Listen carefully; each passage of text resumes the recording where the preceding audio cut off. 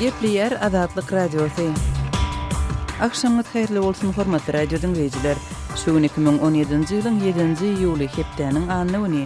Eferde habarlar gündeligi gepleşigimiziň esasy bölegine başlamadan odal täzelik berdiňler. Olaryň mazmuny bilen sizi men Gözel Hudaýberdi we tanışy edýärin. 7-nji ýylda Birleşen Ştatlaryň prezidenti Donald Trump'yň Orsiýanyň prezidenti Vladimir Putin bilen geçirecek gepleşigi onuň 6 aýlyk prezidentlik döwrüniň dowamynda iň wazyp duşuklaryň biri bolmagyna garaşylýar. Gepleşikler Birleşen Ştatlaryň we Orsiýanyň arasynda barha çuňlaşýan kriziň öňüni almak maksadyny öz öňünde goýar. 7-nji ýylda Gamburga baran Putiniň Trump bilen gepleşikleri uly 20lik guramatynyň sammitiniň çäginde günüň ikinji ýarymyna bellendi.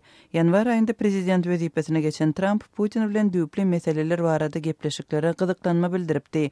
Esasy temalaryň arasynda Siriýada dowam edýän uruş, Ukrainada çözülmän galýan konflikt, kiber hüjümler, Demirgazyk Koreýanyň raketa synagy we terrorizme garşy görüş. Trump Moskwa babatynda täzeçe çemeleşmegi teklip etdi we gaýtadan seretmek üçin uğurlaryň ençemesiniň bardygyny aýtdy. Günorta Koreýanyň prezidenti Moon Jae-in Pxenyanyň üstünlikle amalaşyran kontinentara ballistik raketa synagynyň döredin dartgynlygyny goşatmak üçin Demirgazyk Koreýanyň lideri Kim Jong-un bilen gepleşik geçirmek isleýänligini aýtdy. Şeýlede Günorta Koreýanyň prezidenti uly 20lik guramatynyň sammitiniň öňü ýerinde 6-njy ýyl deden çykyşynda Koreýalılaryň uruş yararly bir-birinden jyda düşen maşgalalaryny birleşdirmek boýunça işlere gaýtadan başlamak, serhetdäki düşmançylykly hereketleri bet etmek we Günorta Koreýada 2018-nji ýylda geçiriljek Gyşky Olimpiýa oýunlary boýunça hyzmatdaşlyk etmek ýaly teklipleri öňe sürdi. Günorta Koreýa Birleşen Ştatlar we beýleki partnerlary bilen birlikde Demirgazyk Koreýany 4-nji ýylda geçiren raketa synagy üçin cezalandyrmak isleýär. Günorta Koreýanyň teklibini Demirgazyk Koreýanyň kabul edip etmejegi ma'lum edilmedi.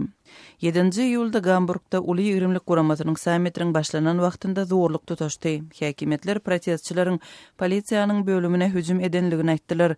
Çaknaşyklar dünýäniň senagat taýdan iň ösen ýurtlarynyň liderleriniň sowda we howanyň ötkemegi bilen bagly meseleleri maslahat etmek üçin 7-nji ýylda sammitiň başlanan wagtynda döredi. Ýewropa Komissiýasynyň prezidenti Jean-Claude Juncker dünýä liderleriniň Hamburg şäheriniň köçelerinde geçýän protestlere göz yummandygyny we eşitmezlige salmandygyny sammitde jurnalistlere aýtdy. Hamburgyň polisiýasy 7-nji ýylda protestleri köşeşdirmek üçin suwy pürkýän gurallary yerleşdirdi we polisiýa bölümine hüjüm edenleri gozgalaňçylar diýip atlandyrdy. Germaniýanyň federal polisiýasy Gamburgyň Alton etrafynda otly serişdeleri oklap polisiýanyň ulaglaryny otlan zor görkezüji şahsiýetler babatynda çäreleriň ýoly goýulanlygyny aýtdy. Uly 20lik sammitiniň öňü ýerinde polisiýanyň we protestçilaryň arasynda dören zorluklaryň netijesinde birnäçe polisiýa wekili we kapitalizme garşy çykyş edýän protestçilaryň ençemesi ýaralandy. 6-njy ýylda 13.000 çemesi protestçi köşe çykdy. Polisiýa dinç günlerinde bu Por şäherinde 100.000 protestçiniň jemlenjegini çak edýär. Germaniýanyň polisiýasy 20.000 wekiliniň howpsuzlygy öpçün etjekdigini aýdýar. Türkmenistanyň prezidenti Özbekistanyň we Täjikistanyň prezidentlerini Aziýada 2017 sport ýarışynyň açylyş dawratyna çağırdy. 17-nji we 27-nji sentýabr aralygynda Aşgabatda geçiriljek Aziýa oýunlarynyň açylyş dawratyna şeýlede Orsiýanyň, Owganistanyň, Gazagstanyň we Ermenistanyň prezidentleriniň hem çağırlandygy habar berilýär. Türkmenistanyň ýol başçylary ýapyk binalarda we söwüş sungaty boýunça 5-nji Aziýa oýunlarynyň ýurdun awryny hasty belende galdyrjagyna garaşýarlar. Ýurdun tarihinde iň uly halkara sport şäheresini geçirmek üçin Aşgabatda gurulan Olimpiýa şäherçesine adından 5 milliard dollar sarp edildi. Şeýlede 2 milliarddan gowrak dollaryň harçlanmagynda Aşgabatyň täze aeroportu guruldy. Owganistanyň Demirgazyndaky Gunduz welaýatynda gapma garşylykly yerli söwürçüji toporlaryň arasynda bolan çaknyşykda 6 sany parahat ýaşaýjy yaralandy diýip hökümet resmi saýdýar.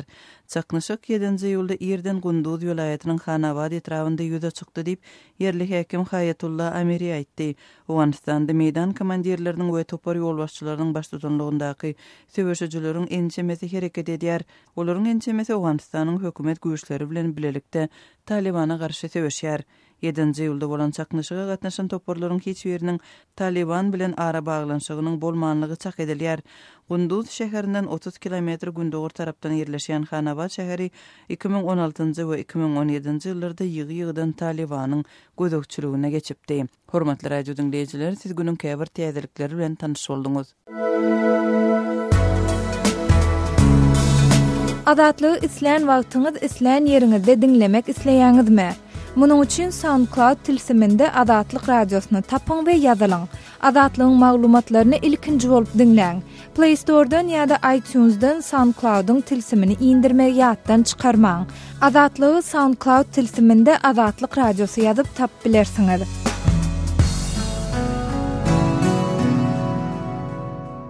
Gepleýär Adatlyk radiosy. Hormatly dinleýijiler, efirde siz bilen men Hudaýberdi Hally. Prezident Aziyada 2017-niň libaslary bilen tanışdy. Şu maglumat bilen habarlar gündeligimizi dowam etdirýäris. Prezident Gurbanuly Berdimuhammedow Aziyada 2017 oýunlary üçin niýetlenen libaslaryň bezegini onuň sözleri bilen aýdylanyna oýlanşykly we millehine kwap ýagdaýda ulanmagy tapşyrdy. Berdimuhammedow Penşenbe günü Dokma Senagat Ministrligine barıp, ol ýerde 17-27 sentýabr aralygyna geçjek oýunlarda türkmen ýygyny toporunyň agdalarynyň, işgärleriň hemde oýunlaryň meýletinçileriniň libaslarynyň görnüşleri bilen tanışdy. Türkmen mediasynyň maglumatyna görä Berdimuhammedow mundan bir aý çemesi odol, ýagny 30-njy maýda gürrüňe gidýän libaslar bilen baglykda girdilmeli düzedişleri belläp geçipdi. Resmi metbuat Aşgabatyň modalary öýününe öndürilen aýdylýan bu libaslarda milli ruhy we maddi medeniýetiň baý miraslaryna maksus bolan köp öwüşgünli ýörelgäniň ulanlandygyny hem ünsü çekýär. Prezident libaslaryň wajypdygyny ünsü çekmek bilen birlikde onuň häzir hödürlenýän egin eşikleri tasdiklamaýanlygy ýa-da olary düzedilmeli düzedişler barada nähilidir bir bellik edenligi hakda hiç ýyl maglumat berilmeýär. Gepin gerdişine göre ýatlasak, Aziyada 2017 oýunlary bilen baglykda ozal resmi derejede ikrar edilen nişanlar soňu bilen tanqidlere uçrady hem ütgedildi. Mart aýynyň ortalaryna türkmen mediasy Aziyada 2017 oýunlarynyň ýanwar aýyna ikrar edilen we giňden maslahatlaşylan tumorunyň, ýagny tahyaly, ýaşyl renkli alawaýyň deregine täze bir şekil hödürledi. Bu Türkmen prezidentiniň tumorun öňkü şekilini tanqid etmeginden bir hepde gowrak wagt ýa-da bat geldi. Mundan başga, Olimpiya şäherçesindäki esasy stadionuň depesine ýerleşdirilen atyn kellesiniň şekiline hem ençeme tapgyr özgertmeler giýirdilipdi. Prezident Berdimuhammedow 6-njy ýylyna Aziyada 2017 üçin niýetlenen libaslar bilen birlikde paýtagty toý libasyna bezemek işleri diýilip häsiýetlendirilýän şäherler bilenim tanışypdyr. Aşgabatyň häkimi oýunlara gawatlap paýtagtyň köçelerini we meýdançylarda urnuşdyryljak bezegleriň dürli görnüşlerini hödürläp, şäheriň köçelerini güller, dürli renkli baýdyjyklar bilen bezemegi hem teklip edipdir. Berdimuhammedow bolsa öz gezeginde bu ugurdaky alınıp barlayan işleriň güýçlendirilmeliligini talap edipdir. Yeri gelende bellesek, bu oýunlar bilen baglykda görülýän taýýarlyklaryň çägini aşybatdy we onuň eteklerini köplünç halatda degişlik kompensasiýasy berilmezden 10 miňlerçe adamyň ýaşap oturan jaýlary ýumurulupdy. Odollan duran jemgyýetçilik binalary hem yer bilen ýeksan edilipdi, saýaly baglar çapylypdy. Şol bir wagtda energiýa serişdeleriniň bahalarynyň gaçmagy bilen agyr ykdysady krizisi başdan geçirýänligi aýdylýan Türkmenistanyň bu oýunlary, oňa görülýän taýýarlyklary çykarýan pul serişdeleri barada hiç zat aýdylmaýar. El ýeterli maglumatlary görä, Olimpiya şäherçigi we oýunlara gawatlanyp açylan täze aeroport üçin döwlet gaznasyndan azyndan 7 milliard dollar çykarylypdyr. Türkmen emeldarlary we mediasy bu oýunlaryň ýurduň awreýini hasta belende galdyrjakdygyny tekrarlasalar da, olaryň ilaty ýetirýän täsirleri, hususan telekeçilerden we büdjet işgärlerinden pullaryň tutulup galynmagy ýaly barada dil ýarmaýarlar. Öz sebetiňizde bolýan wakalar barada azatlyga maglumat bermek isleseňiz, bize hat ýollaň. Metbuat email belgisi gmail.com. Siz suratlaryňyzy we videolaryňyzy hem ýollap bilersiňiz. Azatlyk siziň şahsiýetiňizi gizlenlikde saklar. Siz bolan wakalar barada maglumat beriň. Biz hem habar bereriz. Metbuat email belgisi gmail.com. Gepleyer Azatlyk radiosu gepleşiklerini dowam etdirýär. Eferde siz bilen men Sultan Atsylywa. Beýik dağ gerçleriniň üstünden geçýän bir ýeriniň uzaýlygy 8 kilometre, beýleksiniň uzaýlygy 12 kilometre barabar bolan saglyk ýolunyň güzaplary şuler talepleriň boýuna düşýändige barada aýdylýar. Ýokary okuw mekdepleriniň hem ýörüýte orta okuw mekdepleriniň hem talepleri 5-nji Aziýa oýunlary bilen baglanyşykly tomysky diň çalşa goýberilmediler diýip ýokary okuw mekdepleriniň biriniň talebi merdan aýdýar. Talepler ýörüýte taýýarlyklary geçmäge gatnaşdyrylýarlar. Bu taýýarlyklar Olimpiýa şäherçesiniň sport desgalarynda we beýleki sport desgalarynda geçýändigini aýdyp merdan sözünde dowam edýär. Sport şäherlerinden daşary hem her gün haýdydyr bir ýokary ýörüýte orta okuw mekdepleriniň talepleri saglyk ýoluna çykarylýarlar. Saglyk ýoluna geçmeli talepleriň ol ýere bellenen wagtynda barmaklary üçin talepler ir saat 4-de uykudan turup ýola çykmaly bolýarlar. Ýerden ýola çykanyňda entek awtolog gatnawlary başlamanka talepler takda minip saglyk ýoluna barmaly bolýarlar. Her adam maşyna ýol narhy üçin 10 manat tölemeli bolýan taleplere bu pul açykda bolmaýar diýip merdan aýdýar. 8 kilometrlik ýoly geçmeli bolýan talepler ilkinji kilometrleri höwes bilen geçýän bolsalar-da soňa waka günüň ýokary galmagy bilen gyzgyn gün şöhleleriniň aşagynda ýoluň ýarpytan gowragyny geçmeli bolýandyklaryny aýdýarlar. Bu synaglara erkek oglanlar çydam etseler-de talep gyýlaryň köpüsi üçin bu ýoly geçmek juda agyr düşýär. Ozal hem çärelerden surnuýan, wagtynda iýi biçip bilmeýän talep gyýlaryň orta ýolda özünden gidip ýatarlarynyň hem orta ýoldan ýygyna gaýtmakçy bolýarlarynyň hem bardygy hem aýdylýar. Emma bellenen toparyň sanawy gözegçiligi alynýarlygy üçin saglyk ýolunyň aňyrsyna çykyp bilmedik taleba okuwdan çykarylmak howpy bilen haýbat atylýar. Şol sebäpli bu ýoly geçmäge yaramaýan talepler hem oturup turup howanyň hat hem ystasynda galan ýol hem geçmäge mejbur bolýarlar diýip talepler aýdýarlar. Saglyk ýoluny geçmeli taleplere gözegçilik edýän mugallimleriň hem ýagdaýynyň öwürlik däldigini mugallimlerden hem eşde bolýar. Öz adynyň efirde tutulmadygyny soran ýokary okuw mekdebiniň mugalliminiň aýtmagyna görä, öz çagaň şeýle dulma iteklemäge dözmeýärdiň. Ýöne işiň bilen hoşlaşmajak bolsaň, ýokardan gelýän görkezmäni ýerine ýetirmeli bolýardyň. Wagtynda iýi biçmeýän talepleriň saglyk ýagdaýlarynyň hem pesdigini görýär. Olara ýüregiň hem aýýar. Ýöne görkezmäni ýerine ýetirjek bolsaň, ählida göz ýumyp zalimlik derejesini el almaly bolýardyň. Bu bolsa mugallimleriň öz ýüregine hem azagram talanok diýip mugallim aýdýar. Qışya bahar aýlary saglyk ýoluny geçmäge uğrasalar, bu ýene-de ýeňirrak bolýar. Emma günüň dogan wagtyndan ýanyp dogýan şu assygulllarynda bu çäreleriň geçirilmegi taleplere zulüm edilmegi diýip bu çärelerden ýagyr bolan talepler diýrenýärler. Thomas kanikulynda öýe goýberilmediğimiz bir ýaňa, demdiň jalyp bilmeýänmiz hem bir ýaňa. Çäreden çäre gatnap haly surnuýarys. Berilen talep haklarymyzy hem dürli bahaneler bilen elimizden alýarlar. Käte çörek pulumyz hem bolman, ýene-de enatalarymyzdan pul uğratmaklaryny soraýarys. Dürli çärelere gatnamak üçin hem ýol kireýleri hem talepler haly ýykýar diýip taleplerini gatýarlar.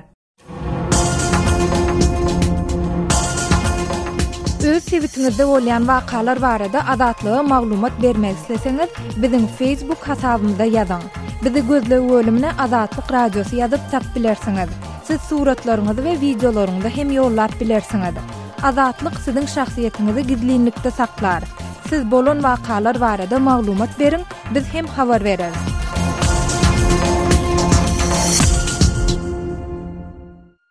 Gepleyer Azatlyk Radiosu efirde habarlar günneligi bilen men ýogsunan Nurwan. Owganistanyň prezidenti Ashraf Ghan Täjikistanyň Kasy 1000 proýektine gatnaşy döwletleriň maslahatyny Türkmenistan bilen Özbegistan hem Merkezi Aziýadan Günorta Aziýa elektrik energiýasini eltjek taslama goşulmaga çagyrdy. Bu çakylyk Täjik prezidenti Emomali Rahmanyň Kasy 1000 proýektiniň durmuşa geçirilişiniň haýallygyny tanqidlan wagtyna gawat geldi. Azat Ýewropa Azatlyk Radiosynyň Owgan gurulugynyň baş redaktorynyň ornwasary Kadir Habibiň pikirine görä 2016-njy ýylyň maýyna başlanan we 2018-nji ýylyň aýagyna tamamlanmaly proýektiň durmuşa geçirilişiniň haýallygy Owganistanyň howpsuzlyk meseleleri bilen bagly. Şonuň bilen bir wagtda ol Owan hökümetiniň we prezidentiniň bu proýektiň amala asyrylmagy üçin elden geleni edýänligini ananýanyny sebäpden hem ganynyň bu proýektiň amala asyryljagyna hiç kimiň şüýhelenmezligini isleýänligini belleýär. Afghan president, while speaking in the meeting and during his speech, he said that no one should doubt on Afghanistan's intention for implementation of the CASA 1000 project.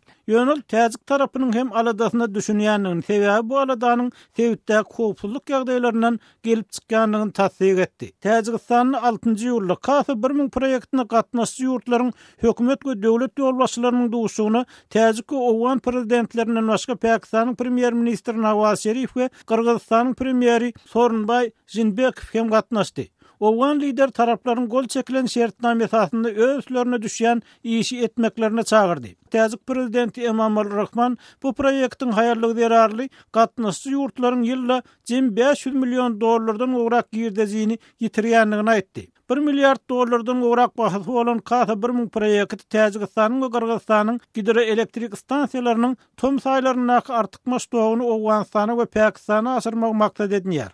Owan jurnalisti Kadir Haweýiň pikirine görä, Sewitdäki howpsuzlyk meselelerine garamazdan Ashraf Ghani öz kardeşlerini has ulan pikirlenmäge çagyrýar. President Ghani says that these countries, Turkmenistan, Uzbekistan, Kyrgyzstan and Tajikistan, all of them. Prezident Ghani egerde bu ýurtlaryň ählisi Türkmenistan, Özbegistan, Kyrgyzstan we Täjikistan birleşseler, Pakistany we Hindistany energiýanyň urwaglaryny 15-16 000 megawata çenli elektrik energiýasyny iýerip bilerdi ýar. Elbette amala asyrylsa Sewitde nazarda tutulýan energiýa, demiryol proýektleriniň gatnaşçy ýurtlary da Sewitde de peýda getirjekdigi, durnukullyk we howpsuzlygy berkitjekdigi öz-özünden hem düşünükli zat. Kadir Habib bu arada Sewitdiň ýurtlarynyň hemmesiniň lideriniň pikir edýänligini we şol esasda plan ödýänligini aýdýar. But as we can see that somehow the security situation in Afghanistan and Pakistan, we can say now, it's not very stable. Not only stable, but it's dangerous. Emma bizim görüşimiz ýaly Owganstanyňky we Pakistanyňky howpsuzlyk ýagdaýy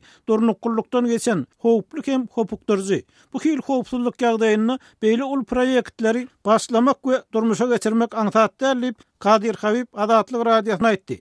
Jurnalistiň tasdiklamagyna görä, häzir Owganstanyň territoriýasynyň 40%-ine golay ol ýa beýleki ýagdaýda Talibanyň kontrollugyna galýar. Bu ýurtda 20 çemesi jeňçi topar hereket edýär we olar häzir bu hil proýektleriň amala aşmagynyň öňündäki uly mesele bolup durýar. Bellemeli ýeri bu hil energiýa proýektlerinden uly peýda tapmaly ýurtlaryň biri bolan Pakistan jeňçileri aşaklykdan gollaw bermekde tanqid edilýär. Emma Islamabad bu aýdylýanlary ret edýär. Gepleýär Adatlyk radiosi. Gaderli dinleýijiler, Adatlyk radiosi türkmen raýatlarynyň haýyşlary esasynda olaryň prezidenti öz problemleri baradaky arzularyny eşdirip bilmeklerine mümkinçilik töretmek maksady bilen hormatly arkadagatly ýürüýte rubrika başlaýar. Bu rubrikasyny siz öz kynçylyklaryňyzy beýan edip, olary efir arkaly eşitdirip, şeýle de Adatlygyň web-saýtyny, sosial ulanlardaky sahypalaryny çap etdirip bilersiňiz. Siz öz hatlaryňyzy Adatlyga hat üstü bilen telefon arkaly biziň ýerli habarçylarymyzyň üstü bilen ýetirip bilersiňiz.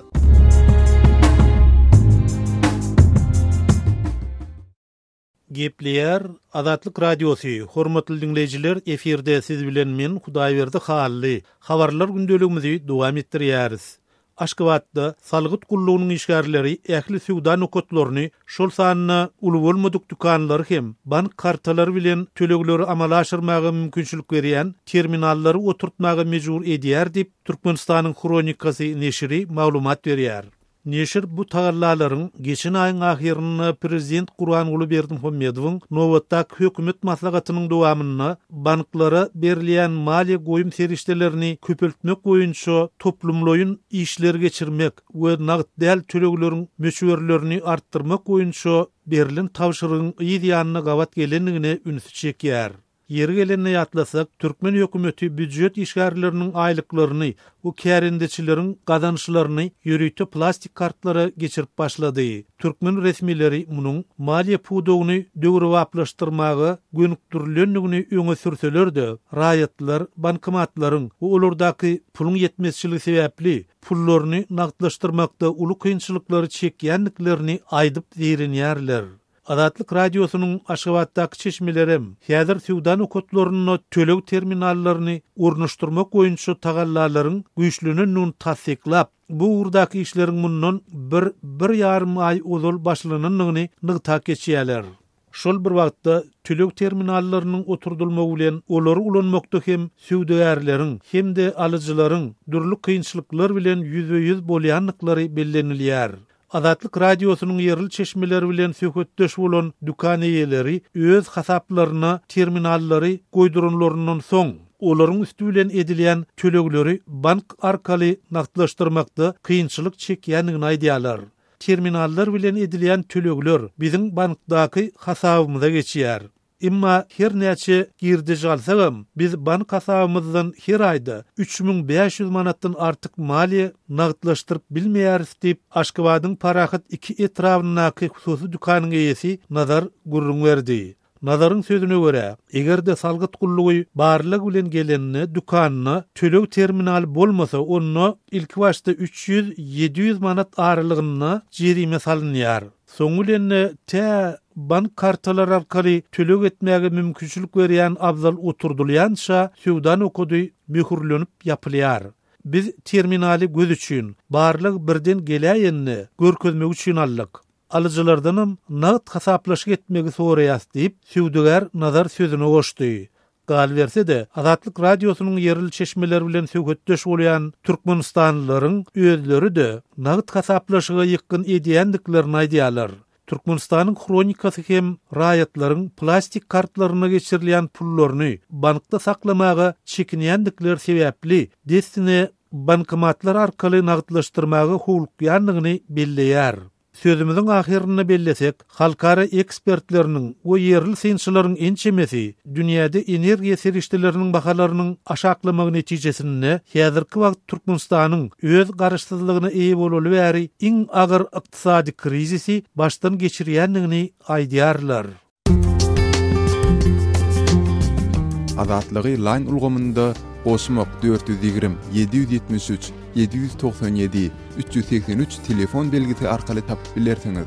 Biziň bilen habarlaşyp maglumatlary, suratlary we videolary ugradyň. Şahsiýetiniz dogry gizlilikde saklanır. Osmok 420 773 797 383.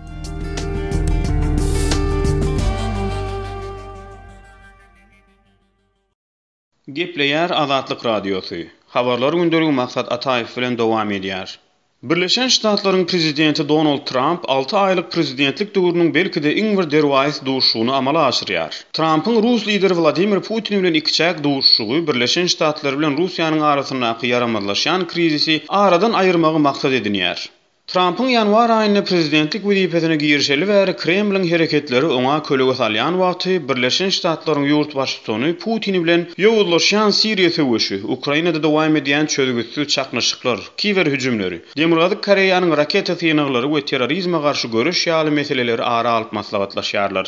Gurrun edilýän duşuk Germaniýanyň Hamburg şäherine senagat taýdan ösen döwletleriň gatnaşmagyna gurnulýan 20ler samitiniň gapdalyndan geçirilýär.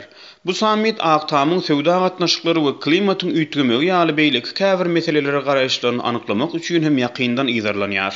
Trump gaýta-gaýta Moskwa garşy täzen çemleşilmegine çagyryp, iki tarapyň bähbetlerine gawat gelýän dürli ugurlaryň bardygyny aýdyp gelýär.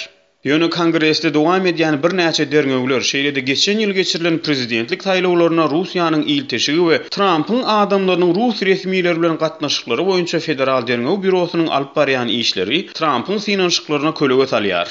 Hepdeniň başynda Kremliň daşary gatnaşyklary boýunça ýokary derejeli maslahatçysy Yuriy Ushakov Moskwada habarçylary halkara terrorizme garşy, neşe tewdasyna, goromoçulukly jenaýatlara garşy görüşmekde köpçüliklerin gyrgynçylyk ýaraglarynyň ýaýramagynyň öňüni almak ýaly ugurlarda bilelikde hereket etmek üçin Russiýa bilen Birleşen Ştatlaryň arasyna degerli potensial bar diýdi. Trump bilen gurrundaşlykda ýaraglaryň gözegçiligi we strategik durnuklyk meseleleri hem goýdylar. Sebäbi ýadro ýaraglary wagtda iň güçlü iki döwlet hökmüni Russiýa bilen Birleşen Ştatlaryň aýratyn jogapkärçilikleri bar, diýip media maglumatlar onuň sözlerini sitirleýär.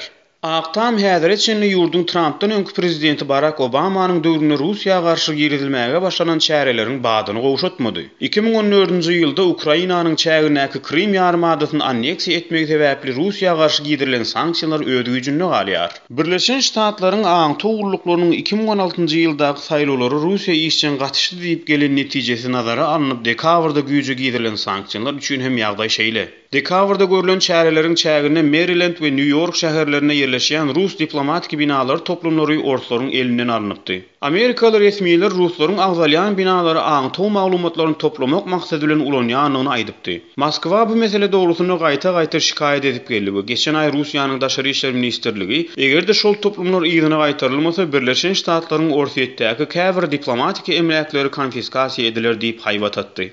Siriýada da dartgynlyk ýitileşýär. O ýerde Washington bilen Moskwa Islam döwleti söwüşlerini dargatmak uğruna käbir ysnykly wähbetler ýoly goýjak bolýar. Ýöne Siriýanyň prezidentini goldamakda jür Moskwa sebäpli şeýle hem adaty raýatlary himik hüjüm edilmegi bilen agzalyan ysnykly wähbetler çaprylyga duçar boldy. Şol bir wagtda Pxenyan täze raket hüjümini sinadi diýilmeginiň ýa-ni Aqtam Demirgazy Koreýa garşy has ýowuz çäreleri görmekde Russiýanyň goldawyna dayanjak bolýar.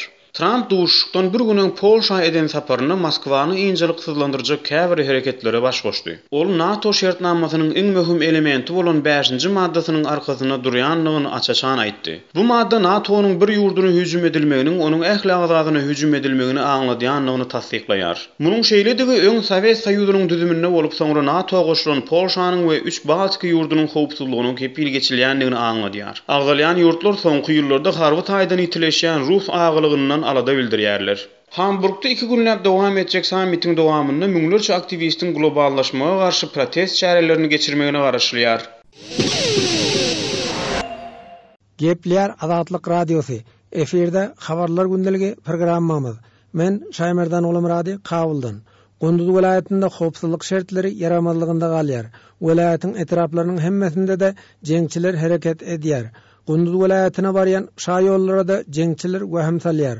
Gündüz şäherine jeňçiler ýene hem hüjüm etdi. Gündüz şäheriniň daş tuğragynda 5 gün bäri awgan güýçler bilen jeňçileriň arasynda aldym berdimli söwüş barýar. Gündüz şäherine jeňçileriň ýene 4 tarapdan hüjüm edenligini Gündüz welaýatynyň polisiýa idarasynyň başlygy general Abdulhamid Hamidi hem tasdiklady. Hatboy xorici ýa-da Tojiki we Özbek kişini hem andrajyny. Urşa gatnaşmak üçin jeňçiler welaýatyň etraplaryndan hem Gündüz şäherine gelipdir. Hüjümçileriň arasynda Merkez Aziýaly jeňçiler hem bar. Gündüz şäheriniň ençeme mahallesi jeňçileriň iýeçiligine geçdi. Ýöne ony jeňçiler elinde saklap bilmez. Jeňçileriň basyp alan mahallelerini jeňçilerden ýygyna gaýdyp alar. Şonuň üçin awgan güýçleriniň hemme bölümleri hüjümçilere garşy güreş alyp barýar diýip Hamidi aýtdy. تجمع كذا عمده مخالفين توانمندی از ایران نظر کنه حفظش بکنه. Awganistanyň Goranmak ministri Taryk Şah Behramynyň aýdysynça talep söwüşçileri Gündüz şäherine ýene howpa bandyrýar. Uruşlara daşa ýurtly jeňçiler hem gatnaşýar. Gündüz şäherine jeňçiler dün gazaply hüjüm etdi diýip minister bildirdi. تهدید است طالبان بلکه تروریستای خارجی است و تعداد زیاد با اونا هستند. وضعیت قندوز خراب بسازند و شدیدترین حملات دیروز داشتند. Gündüz welaýatynda türkmenler hem gowçun bolup ýaşaýar. Uruşda türkmenlere de ziýan ýetipdir. Gündüz welaýatynyň welaýat keňeşiniň agzasy deputat Muhammed Yusuf Eýýubi uruşda türkmen obalarynyň weýran bolandygyny aýtdy. Gündüzde ýaşaýan türkmenleriň kyn şertleri başdan geçirýändigini deputat belledi. 5 günden beri uruş Bakman Koçaw, Nagabat, Gurgandybaş bölede uruş ýekşeme günden beri bar. 2000 üýlerden çykan 150 nefer zahmy bolan o, şehit bolan o, ana şu uruş 5 günden beri köp şiddet uruş var. Diýen ýerleriňizde türkmenler hem ýaşaýar. Türkmenlerden ziýan ýetdimi? Türkmen kışlasın.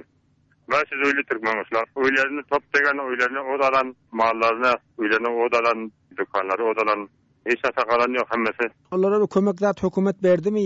Kömek eden ýoklar. Mana welaýata bardyk, wali tany hiç kömek eden ýok. Hemen merdimleriň öýleri harap bolup her kim öz canını çıkaranda hemen esas alan üyelerinde. Millete hiç kim harasan yok. Millet hili vaziyetleri çok harap. Tajikistanlılar hem var diye Tajikistanlı savaşçılar. Hava bağlarından gelen Gündüz Tajikilerim var. Var Özbekistanlılar var hemesi var. Çok uruş şedid, çok ciddi uruş var. Jeňçiler basıp alır diyen korkuňyz barmy? Ha, korku var. köp merdim bir faydalı insan köp merdimler tabak alıyor. Hormatly radio dinleyijiler, şunuň bilen habarlar gündeligimiziň şu günkü sanyny geçirip gotarýarys.